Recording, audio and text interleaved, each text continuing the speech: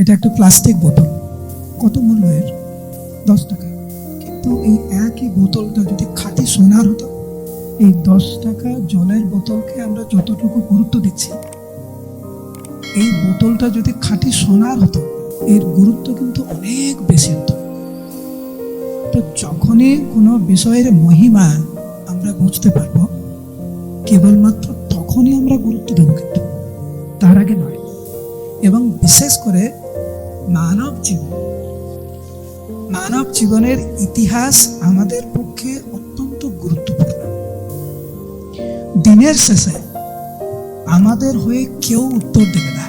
আমরা সারা জীবন কি করেছি সেটা আমাদেরই উত্তর দিতে হবে, এক নিজের কাছে, এক ভগবানের কাছে।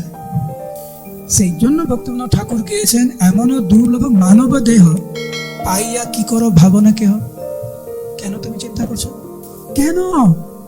লব্ধ্বা সুদূর লভম ইদম বহু সম্ভবান্তে। ভগবানের সবচাইতে মহিমান্বিত উপহার হচ্ছে এই মানব জীবন। সেই জন্য পুরাণ আদি বিভিন্ন শাস্ত্রে বর্ণনা রয়েছে, এমনকি স্বর্গের দেবতারাও ভগবানের কাছে প্রার্থনা করে যাতে মানব রূপে এই জগতে আবির্ভূত হতে পারে তারা। কিন্তু তবু তো অভাগাজন না করে শিকার। বাংলা একটা কথা আছে, দাঁত থাকতে থাকতে দাঁতের মর্ম বুঝে না।